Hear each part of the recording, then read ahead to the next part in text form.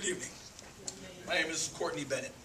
I'm a little hoarse because I just came from a Halloween party where there was 600 or more screaming kids. My job was just to scare the kids, but because I had to yell at scare the kids, so I don't have much voice. I work for New York City Mission Society. I'm the Director of Community and Government Relations. And I want to introduce my colleague in the back, Ms. Robin Holmes, who's also here tonight. And we're here to see what Reverend Williams is doing, what the community has to say, and to introduce ourselves to the community. New York City Mission Society was one of 8 agencies statewide to receive funding for a program promoted by the state senate called Operation Snug. Snug is guns spelled backwards, and it's our goal to begin to turn the trend around of our young people shooting one another, carrying guns. And so we're working with a project that has met some acclaim across the country called Ceasefire. Ceasefire is a project that relies on the community.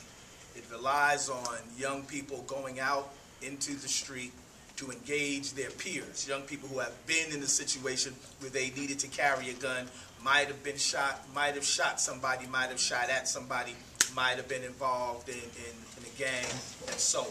We take those young people, train them, send them out in the community to do the kind of work that Reverend Williams, Aisha Sekou, Jimmy King, Beloved, and some other people in this room are already doing. And we send them out there on the street. But there are other components to Operation Snug. One of those components is community mobilization.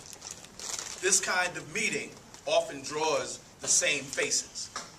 You've got to bring new faces, and you have to have these meetings for other faces. So we're hoping Operation Snug can help make sure the community has more of these meetings so that more people can play a role and be mobilized. We're also going to promote a strong message. We need the community to help us craft that message. In a nutshell, we want to tell the community and our young people that they need to put the guns down. We want to tell our police that they need to not be afraid of our kids. And we want to tell our parents that they need to do whatever their job is in raising the kids properly. But we need the community to craft those messages because we don't want to hurt anybody's feelings. We want everybody to get on board. It may be a tough pill to swallow, but we need everybody to be a part of that. We will be working with law enforcement. We will be working with the faith-based community when we're glad to have Reverend Williams already as a part of our group that advises and is even helping us select staff for Operation Snug. Robin Holmes, who I introduced earlier, is the project director for Operation Snug, and she will be a face and a name that you should be looking to see and to hear about. So again, Courtney Bennett, New York City Mission Society. I grew up in Harlem, and some of you may know my face from being around. So Harlem, born and raised, and I'm so happy that people are coming out trying to help turn the situation around. Thank you.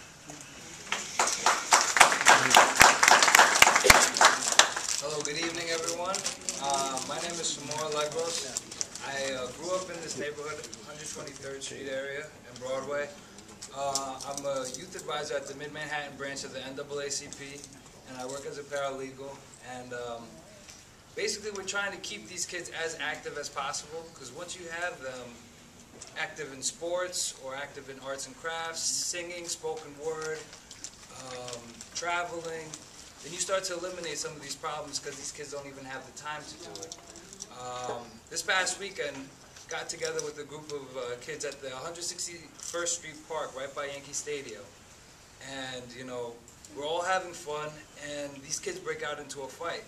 I go over, break up the fight, and I hear gang vernacular that comes up. I hear one kid tell me that he's dealing with a 5-year probation, but he's comfortably telling me this. So there's a mentality that we also have to break down.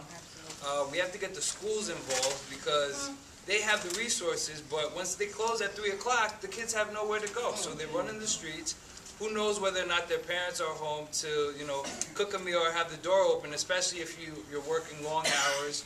So we have to find different ways to really work with the schools, local libraries, maybe even the universities to open up a gymnasium a little later. But once you have these kids running around and thinking about, you know, winning or losing or writing competition, they don't even have time to think about trying to shoot one another.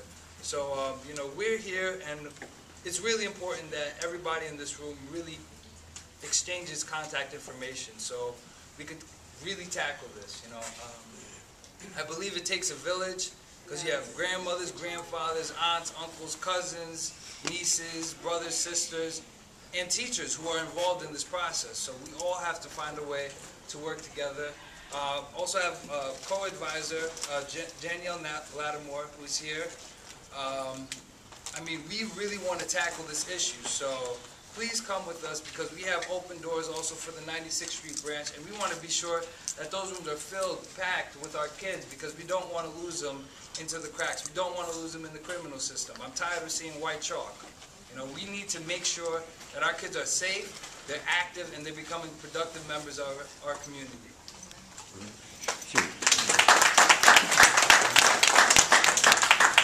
I'm Lieutenant Kevin O'Connor. I know you saw the presentation. I'm just going to also touch on a couple other things.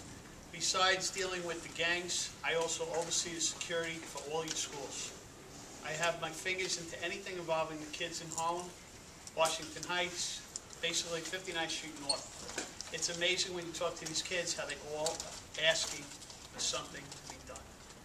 One slide I did not put in, which I wish I had, is in 2 different areas. I actually had graffiti that said, "We want peace." Okay? And that's a slide, I apologize, that was one I wanted to add to this. But that's the kids talking in their language to us, that they want something done.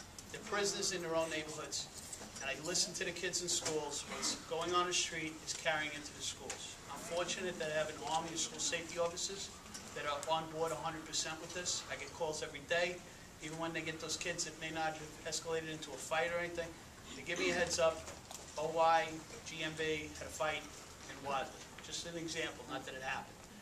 So what does that tell me? It tells me I know I have to notify the areas that on Friday night there may be some issues. Halloween is coming. It's Sunday, which means it's Friday, Saturday, and Sunday. Okay? There are going to be a lot of cops out. Make sure you know where your kids are. That 10 p.m. commercial that's been playing as long as everybody can remember, there's a reason why it's played at 10 p.m. Exactly.